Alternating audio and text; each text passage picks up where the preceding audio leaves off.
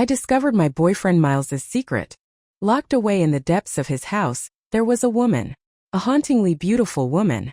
Right now, I was pressed against the basement door, my eye glued to the narrow crack. I watched him, Miles, my Miles, bring the whip down again and again onto her delicate skin.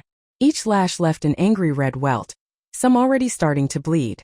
The woman choked back low sobs, her body trembling with each blow, but Miles showed no sign of stopping. His face, usually so warm and open, was a cold, hard mask. In the dim, flickering light bulb hanging overhead, the concrete floor beneath them was mottled with dark, slick patches of blood. "Please, let me go. Just kill me," the woman finally gasped, lifting a face smeared with blood and tears, her eyes vacant as she stared up at him. Miles let out a chillingly cold laugh. He grabbed a fistful of her matted hair, yanking her head back brutally, and slammed his fist into her face. A strangled gasp escaped my lips. I stumbled backward in horror, my foot catching on a loose bottle, sending it skittering across the floor with a clatter that echoed horribly in the confined space. Instantly, Miles's head snapped around. His dark, piercing eyes, like chips of obsidian, locked onto the door where I crouched. Panic clawed at my throat.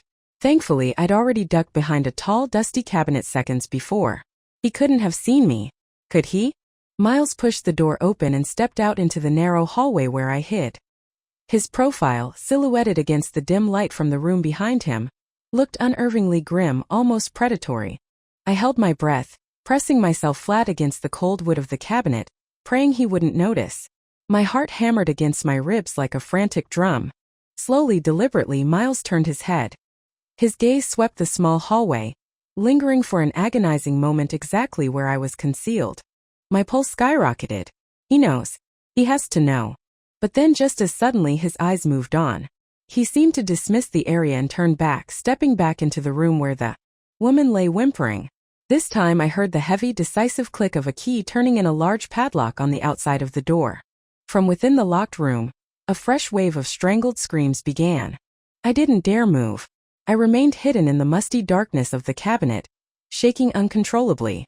15 minutes stretched into an eternity. Finally, Miles emerged again. Through the narrow slit between the cabinet doors, I watched his every move, mesmerized by a terrifying fascination.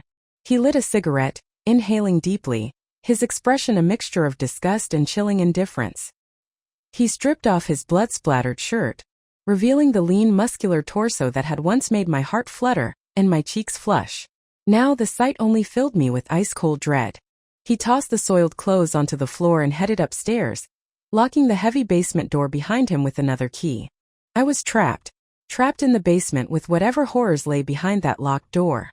Only when the sounds from upstairs completely faded did I dare to creep out from my hiding place. The air hung heavy with the smell of dust, damp concrete, and the faint metallic tang of blood. Today was supposed to be special. It was the 100-day anniversary of when Miles and I started dating. I'd planned to surprise him, letting myself into his house early with the spare key he'd given me. The surprise had definitely been mine, stumbling into this nightmare. Raw terror pulsed through me. I crept towards the locked door, wanting desperately to check on the woman, to see how badly she was hurt. But the heavy padlock held firm. She was still alive. I could hear faint, ragged moans coming from inside. I pressed my lips close to the wood, whispering urgently, "Don't worry. I'll call the police. I'll get you out of here." The moaning inside abruptly stopped. Silence. Then a weak, raspy voice, broken and hesitant, filtered through the thick door.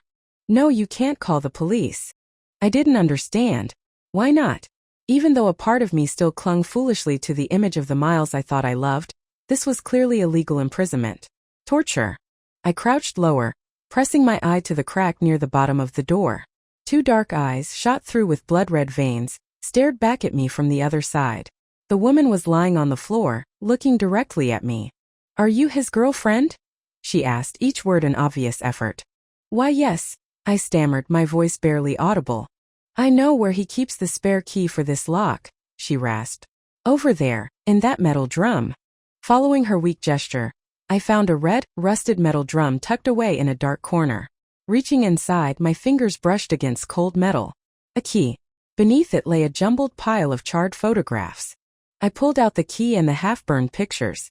My stomach churned as I looked at them. They were horrifying. Images of different women, captured in moments of terror or death. Severed limbs. Ghastly, gruesome scenes. Your boyfriend, the woman's voice echoed hollowly from behind the door, is a depraved, sadistic serial killer. Denial warred with the sickening evidence in my hands. Miles? A killer? It couldn't be true. The Miles I knew was gentle, kind, with a smile that could light up a room. We'd met in a sun-drenched cafe. The light caught his face, almost ethereal, and on impulse, I'd walked over and asked for his number. He'd been the perfect boyfriend, attentive, thoughtful, loving. But the photos, the woman behind the door, her voice like sandpaper scraping against wood, continued her chilling narrative. He likes to date young women, plays the perfect boyfriend, lures his prey in, then locks them down here, tortures them slowly until they die. A dry, rattling cough echoed from the room. I don't think I have much longer. He's starting to lose interest in me, which means you're next. She paused, gathering strength. It's Sunday night. He always goes to church for evening prayers. You can use that time. Escape. Her voice became more urgent. If you wait too long, you won't get out. Have you heard the story of Bluebeard? I had. Duke Bluebeard gives his new bride the keys to his castle, but forbids her from entering one specific room. Overcome by curiosity, she enters anyway. Inside, she finds the corpses of his previous wives hanging from the walls. Terrified, she drops the key into a pool of blood, a stain she can never wash clean. A strange, unsettling laugh came from behind the door. He marks this door, the woman hissed. A sign. Once you've been down here, touch this lock, he'll know the moment he sees your hands. My breath caught. I snatched my hand back from the padlock, staring down at my fingers. A faint, deep blue stain marked my skin, stark and undeniable. I rubbed at it frantically with my sleeve, but it didn't fade, didn't smudge. You're probably trying to wipe it off now, just like I did, the woman said, her voice filled with bitter resignation. It's useless. It's methylene blue, she explained haltingly. They use it to stain cells in labs. It won't wash off for at least a week. Fear, cold and suffocating, began to tighten its grip around my chest. Why? Why can't I call the police? I pleaded, needing to understand. At the word police, the woman's voice suddenly broke, escalating into near hysteria. No, absolutely not. If you call the police, he'll kill us both. He'll kill everyone. Just then, a distinct sound drifted down from upstairs. The unmistakable rumble of a car engine pulling into the driveway. Oh God, he's back! The woman gasped, her voice frantic. He came back early. Get out of here. Run. There was no more time to think. I scrambled up the basement stairs, my heart pounding against my ribs. But I was too late. Just as my hand reached for the front doorknob, the door swung inward. Miles stood there. Our eyes met. His dark gaze swept over me, unreadable. I forced down the rising panic, plastering a bright, slightly breathless smile onto my face. You're back. I've been waiting for ages. Do you remember what today is? Miles's eyes, cold and assessing like a snake's, raked over my face, lingering for a moment too long. Clara, he said softly, his voice smooth as silk. It's our 100-day anniversary. I laughed, a high-pitched, unnatural sound, and linked my arm through his. I thought maybe you'd forgotten. Did you get me a present? I'm sorry, Miles replied, his expression shifting to one of gentle apology. Things have been hectic lately. I completely forgot. I'll make it up to you, I promise. I pouted playfully, trying to appear merely disappointed. But I got you something. I knitted you a scarf myself. Miles's face showed a flicker of guilt. I really am sorry, Clara. But why are you wearing gloves indoors? He tilted his head, his gaze sharpening, that unnerving smile returning. Are you even my boyfriend? I retorted, feigning indignation. You know my hands get terrible chilblains in the winter. The doctor told me to wear gloves even inside to protect them. Even as I spoke, cold sweat trickled down my back. Clara, Miles said, his voice quiet but insistent, his eyes locking onto mine. Can you take off the gloves? Let me see. Miles, you're acting really strange today. I laughed nervously, but my back was drenched in cold sweat. Take off the gloves. Show me your hands, Miles repeated, his voice losing its gentle edge, becoming flat and demanding. My smile vanished. With a surge of desperate defiance, I yanked off the gloves. You want to see? Fine. Look. My hands were a mess of angry red burns and weeping blisters. I tried to cook you a special anniversary dinner today. I choked out, tears welling in my eyes, tears of pain, fear, and a strange sort of relief. And this is what happened. Miles's gaze remained fixed on my injured hands for several long seconds. Then, his expression softened into one of deep concern and remorse. Oh, Clara. I'm so sorry. I leaned against his chest, clinging to his shirt, burying my face against him while my eyes darted around nervously. Thank God. If I hadn't deliberately burned myself on the stove mere moments ago after hearing his car, he would have seen the blue stain. He would have known. Miles gently guided me to the sofa. Let me get the first aid kit. I'll put some ointment on those. As he carefully treated my burns, I held my breath, terrified he'd notice something amiss beneath the damaged skin. But the burns were severe enough, distracting enough. He seemed satisfied. After bandaging my hands, Miles brought out a small, perfect strawberry shortcake, a faint smile finally reaching his eyes. Let me cut the cake, Clara. He retrieved a long, sharp knife from the kitchen block. The polished steel gleamed coldly under the living room lights. Suddenly he turned, the tip of the knife aimed directly at my throat. I froze, every muscle in my body locking up. Miles chuckled softly, trailing the flat side of the blade lightly along the line of my jaw, down my neck. You know, I never noticed before. Your neck is so slender. So beautiful. I forced a shaky smile. Miles, don't joke like that. You're scaring me. Sorry, he murmured, turning his attention back to the cake, slicing it with practiced ease. The sweet scent of strawberries filled the air. But as I inhaled, my vision abruptly went black. Miles had tied a black silk scarf around my eyes. Clara, he whispered, his lips close to my ear, his breath warm against my skin. Have you ever heard about the serial killer from 20 years ago? I shook my head mutely, disoriented and terrified by the sudden loss of sight. Miles's voice was soft, hypnotic, laced with a chilling undertone. That killer. His favorite dessert was strawberry shortcake. Right before he killed his victims, he'd force them to eat it. He loved watching the fear in their eyes. Then he would kill them. Brutally. He said listening to their screams gave him a thrill, a satisfaction unlike anything else. 20 years and the police never caught him. Don't you think that killer deserves to be punished, Clara? Something cold and metallic circled my neck. I shuddered violently. You're trembling, Clara. Did my story frighten you too much? Miles pulled the blindfold away. The sudden return of light made me blink rapidly, gasping for air. I looked down. A delicate silver cross necklace rested against my skin. Miles leaned in, pressing a soft kiss to my earlobe. I actually did get you an anniversary present, he chuckled. I was just teasing before. I managed a weak, unconvincing smile. Miles, that story you told, was it real? He paused, then smiled again, a flash of something unreadable in his eyes. Can stories be real? After eating the cake, the sense of dread intensified. Miles sat opposite me, his gaze fixed intently on me, or rather, specifically on my bandaged hands. He still suspected. Miles, it's almost 10, I said, standing up abruptly. I need to get home. My parents will worry. Clara, Miles said suddenly, his voice casual. Did you know this house has a basement? He smiled that slow, unnerving smile again. I forced another smile, trying to keep my voice light. Really? You have a basement? You never mentioned it before. Miles chuckled. It's just used for storage, old junk mostly. Nothing interesting down there. Well, Miles, it really is getting late. I insisted, moving towards the door. My mom is super strict. I should go. I reached the front door, my hand on the knob. Suddenly, Miles was behind me, his arms wrapping around my waist from behind. Clara, he murmured into my hair. Stay tonight. Please. His arms were strong, lean. Normally, his embrace felt like safety, like home. Now it felt like the bars of a cage. Fear coiled tight in my stomach. I really can't, Miles, I said, trying to sound regretful. I twisted the knob and opened the door. A wall of icy rain greeted me. Huge drops splattered against my face, instantly chilling me to the bone. My car was parked just outside the gate. Miles didn't try to stop me this time. He simply stood in the doorway watching me. 1 step. 2 steps. My car was almost within reach. Freedom. But as I got closer, my heart plummeted. Both front tires were completely flat, punctured multiple times.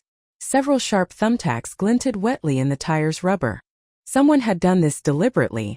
The icy rain soaked through my clothes, chilling me deeper than the temperature alone could account for. Suddenly, a large black umbrella appeared above my head. Miles! Miles, someone slashed my tires. I guess I'll have to call a cab. My voice was firmer now, determined to leave. Miles sighed, sounding genuinely regretful. It was probably the neighbors' kids. Their terrors. They keyed my car last month. He paused, then looked at me, his eyes narrowed slightly, that unnerving smile returning. But Clara, are you that desperate to leave? Enough to make up lies to get away from me? I froze. Miles, Clara doesn't have a mother, does she? Miles stated quietly, his voice devoid of inflection. The cold night air seemed to seep into my bones. He knew. He'd investigated me. Miles, I'm sorry, I stammered, trying a different tack. It's not that I don't want to stay. I'm not feeling very well today. He reached out, gently pinching my cheek. I wouldn't force you if you're unwell, but getting a cab out here this late is nearly impossible. Why don't I just drive you home? Let him drive me? Absolutely not. No, it's fine. I'll try calling one anyway, I insisted quickly. But Miles was right. I waited for 15 minutes, phone in hand, shivering in the near-freezing temperature. My thin stockings offered no protection against the biting wind.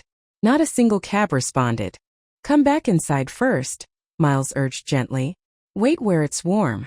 You can try again later. I shook my head stubbornly. No, it's okay. I'll wait here. At least out here there was a chance.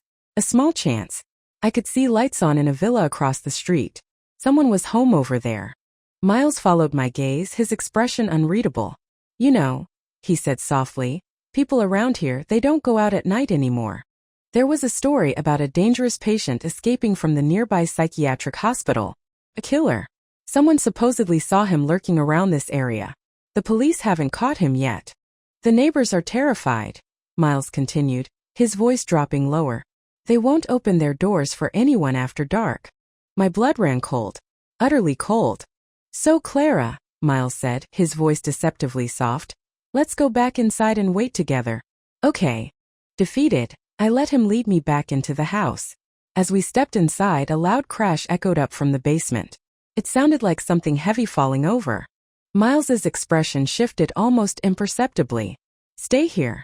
Sounds like a stray cat might have gotten in through the basement window. I watched him descend the stairs into the darkness below. He returned only a minute later, but his face was a mask of controlled fury. The cat, he said tightly, got away. I understood immediately. The woman. She was gone. Miles suddenly lunged, grabbing my arms, his grip like iron. Clara, listen to me very carefully. There was a woman locked in my basement. She's a murderer. And now she's escaped. I stared into Miles's eyes, reeling from the whiplash.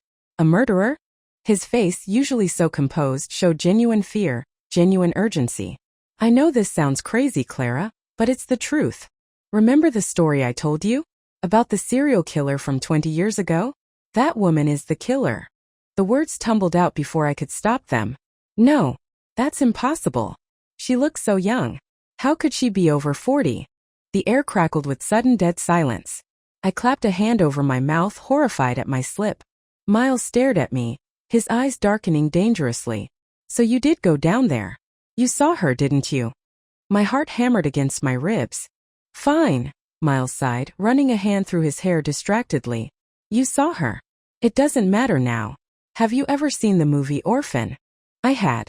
The classic horror film about a woman who looked like a child due to a rare hormonal disorder, fooling everyone. My head snapped up. I understood. Miles grabbed my hand. We need to get out of here. Now. He pulled me towards the front door. But the door, which had opened easily just moments before, was now jammed shut. The lock had been tampered with, blocked from the outside. Miles swore under his breath, his expression grim. He pulled me towards the staircase. Upstairs. Quickly. We scrambled up the stairs, breathless, and barricaded ourselves inside his bedroom. Miles dragged the heavy wardrobe across the door. He fumbled in the bedside table drawer, pulling out two wicked-looking hunting knives. He pressed one into my hand. Clara, he said, his voice low and urgent, I'll tell you the truth. Everything. He told me about his mother, murdered 20 years ago by the strawberry shortcake killer. He was only 7 years old. From that day forward, his only goal, his obsession, had been finding the killer, making her suffer the same way his mother had suffered. He held me close and I could feel the tremors running through his body, fueled by years of grief and rage. All these years, I've been investigating, collecting evidence, crime scene photos. I finally found her, tracked her down. I locked her in the basement. His voice dropped to a harsh whisper. Claire, I hate her. But I wasn't going to let her die easily. Hearing his story, my heart ached for the little boy who had lost his mother so brutally. I gripped his hand tightly. Miles, she's suffered enough now. Let's call the police. Let them handle it. Please. Miles's eyelashes trembled, but he didn't answer. Just then, footsteps sounded on the stairs outside the bedroom door. Slow, deliberate steps. I clung to Miles, my knuckles white. The footsteps stopped right outside the door. You're in there, aren't you? Come out. Get away from Miles. Now. It was the woman's voice, raw with urgency. I froze. Everything I told you was true, she screamed desperately through the door. Miles is the monster. He's the killer. I didn't believe her. Couldn't believe her. If she was telling the truth, why had she warned me not to call the police? As if reading my thoughts, her voice broke into a sob. He planted a bomb. In my old house. If the police get involved, he has a remote detonator. He'll set it off. Miles gripped my hand tighter, his forehead beaded with sweat. He stared intently at the door, red veins beginning to appear in the whites of his eyes. Don't listen to her, Clara. She's manipulating you. She's brilliant at twisting things, getting inside your head. Caught between two horrifying narratives, I didn't know who to trust. But emotionally, instinctively, I leaned towards my boyfriend, the man I thought I loved. I'm not coming out. I yelled back, my voice shaking but firm. Silence fell outside the door. Then a violent pounding began. Wood splintered. I'm trying to save you. Why won't you believe me? The woman shrieked, her voice cracking with desperation. The door shuddered under the assault. Suddenly, a jagged hole appeared near the top panel. I saw the woman's eye peering through. Bloodshot. Wild. Fixed on us. I muffled a scream, trembling uncontrollably. Miles, what do we do? His face was grim. The window. Jump. Quickly. We were on the second floor.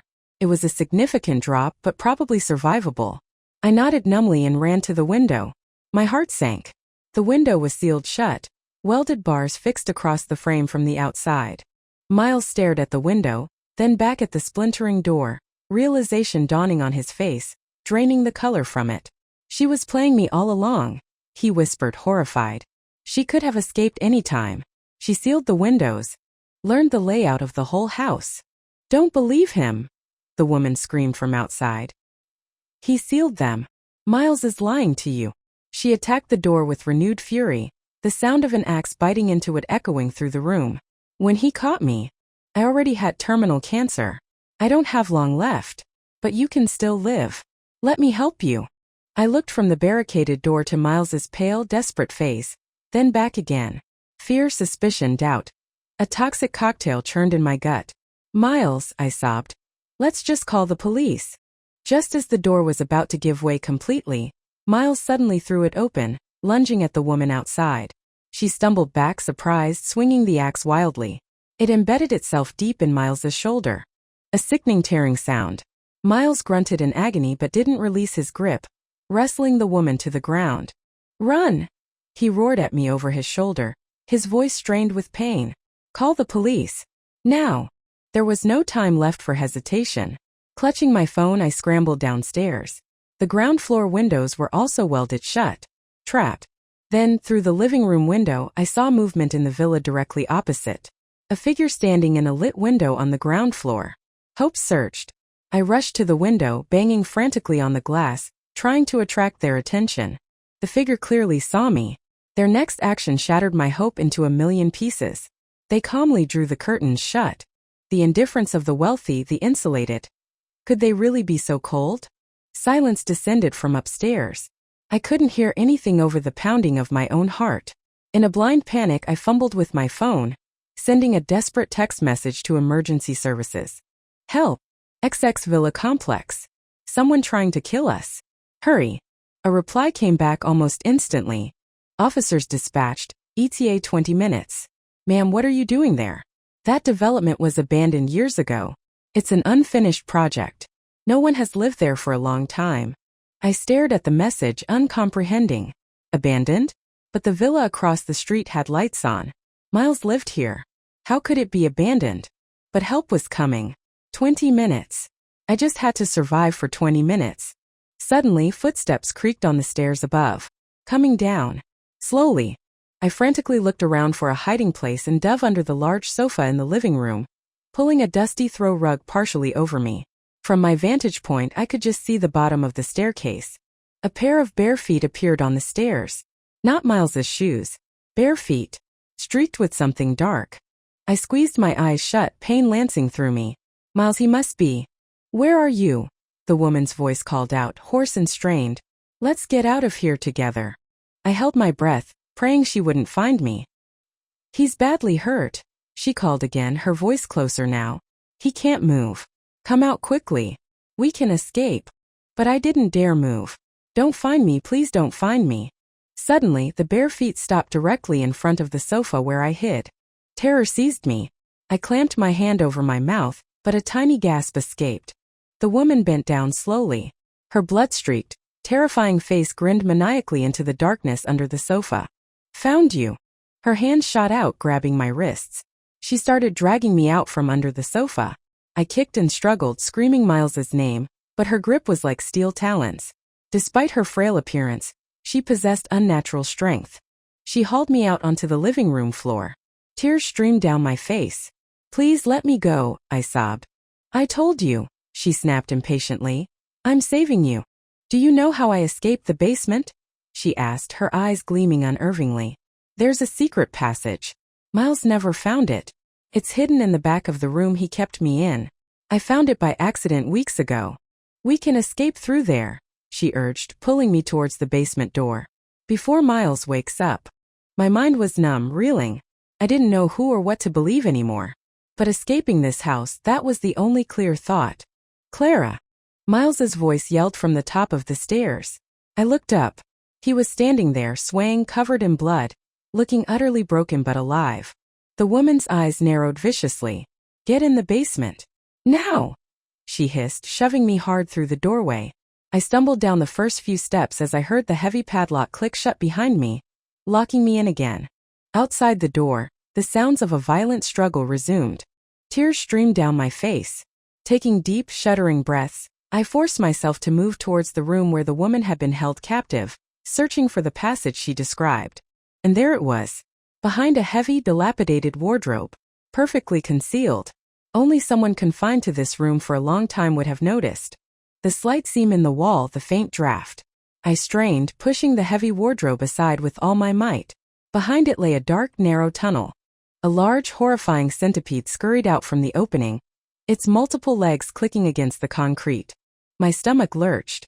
Using my phone's flashlight, I peered into the tunnel. My skin crawled. The damp walls were teeming with them. Dozens of thick-bodied centipedes, writhing and rustling, the sound utterly repulsive. Centipedes were my deepest phobia. I'd been bitten badly as a child, the memory still vivid, still terrifying. And this tunnel, it was infested. But I had no choice. Gritting my teeth, forcing down the rising nausea and panic, I crawled into the narrow space. I tried desperately to avoid touching the creatures, but the tunnel was too tight. Their slick bodies brushed against my skin, making me want to scream to retch. Thankfully, the further I crawled, the fewer centipedes I encountered. Finally, I reached the end. Pushing aside a loose grate, I poked my head out. Fresh air. I was outside the villa walls, hidden amongst overgrown bushes. Freedom. Elation surged through me, momentarily eclipsing the fear. I scrambled out and started running towards the main gate of the villa complex, towards the road, towards safety. My path took me directly past the villa opposite, the one with the lit window, the one whose occupant had ignored my desperate pleas for help. I spared it only a fleeting, bitter glance. Escape was all that mattered. Suddenly, the curtain in that window twitched and was pulled aside again. The same figure stood there. My heart leaped into my throat, then seemed to stop altogether. It wasn't a person. It was a wax figure. Stiff, lifeless, its painted eyes staring blankly ahead. As I watched in horror, the figure repeated the motion, drawing the curtain open, then closed, operated by a crude spring mechanism visible behind it. The police message echoed in my mind. Abandoned years ago. No one has lived there for a long time. A new, deeper wave of terror washed over me. I ran blindly, desperately, away from the house of horrors, away from the ghost town. Then searing pain shot through my ankle. I cried out, tumbling to the ground. Looking down, I saw a deep gash just above my foot. Blood welling up quickly. My foot had caught on something thin, almost invisible in the darkness. A tripwire, fine as fishing line. Footsteps crunched on the gravel behind me. It was Miles. He rushed to my side, immediately pressing his hands against the bleeding wound. Clara, don't be afraid. Pain and confusion overwhelmed me. I didn't know who the real killer was. I could only stare helplessly up at Miles. Suddenly, the woman appeared, stepping out from the shadows behind him. Her face was contorted with rage. Miles, she hissed, her voice dripping venom. Are you betraying me? I gaped. Betraying her? What did that mean? Miles looked up at her, his face anguished. Mother, he pleaded. I love her. Please, can't you just let her go? Mother. The world tilted. Everything clicked into place with horrifying clarity. They were working together. The entire thing a sick, twisted game. Rage, pure and consuming, flooded my chest, burning away the fear. Miles, what are you saying? The woman shrieked, her voice thick with jealousy and hatred. You fell in love with her? How could you? Her eyes fixed on me with murderous intensity. I should have killed her the moment you brought her here. I'll kill her now.